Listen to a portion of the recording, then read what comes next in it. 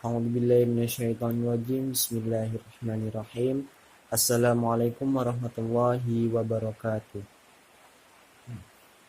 Baiklah, nama saya Sulaiman. Saya dari Lokal Syasah 3C ingin membacakan makalah PowerPoint yang disusun oleh saya sendiri, yaitu tentang kerjasama dan bagi hasil dalam Al-Quran dan Hadis.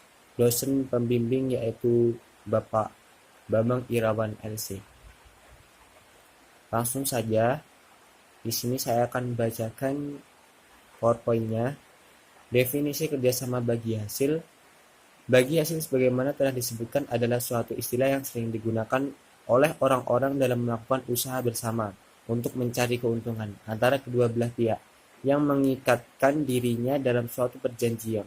Menurut istilah bahasa, bagi hasil adalah transaksi pengolahan bumi dengan upah sebagian hasil yang keluar dari padanya.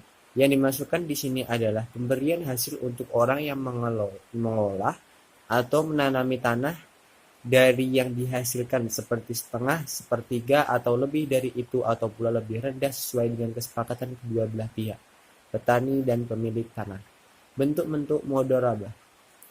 Menurut pandangan beberapa ulama, mudharabah adalah sebagai berikut.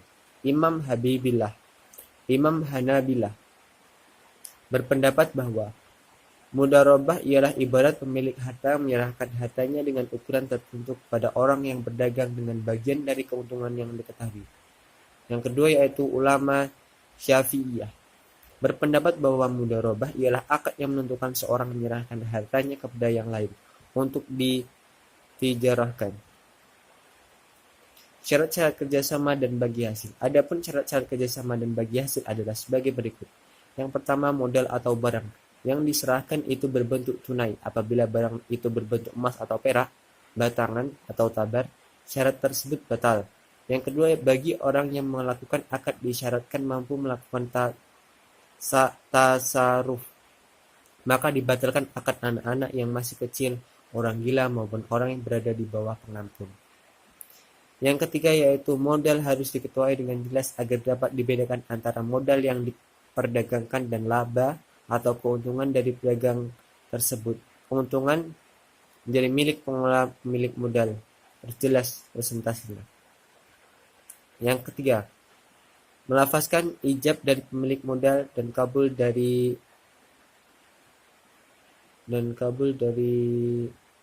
yang menjalankannya. Kemudian selanjutnya upah dalam pandangan Al-Quran. Quran Surah Al-Ma'idah ayat 2 yang artinya, dan tolong menolonglah kamu dalam mengerjakan kebaikan dan takwa, dan jangan tolong menolong dalam berbuat dosa dan pelanggaran.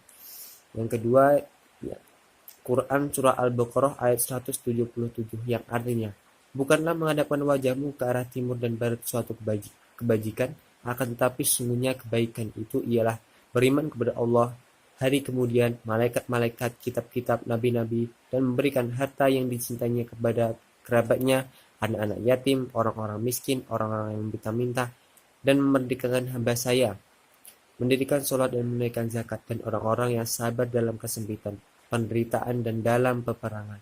Mereka itulah orang-orang yang benar imannya, dan mereka itulah orang-orang yang bertakwa. Kemudian selanjutnya, kerja sama dan bagi hasil dalam pandangan hadis. Hadis tentang kerja bersama dan bagi hasil Rasulullah SAW bersabda yang artinya dari Sahih Ibnu Syu'aib radhiyallahu anhu bahwa Rasulullah SAW bersabda, ada 3 hal yang di dalamnya terdapat keberkahan, yaitu jual beli secara tangguh, mudharabah, dan mencampur gandum dengan tepung untuk dikonsumsi bukan untuk dijual belikan. Hadis riwayat Ibnu Majah. Sekian pembacaan PowerPoint dari saya. Kurang lebihnya saya mohon maaf yang sebesar-besarnya.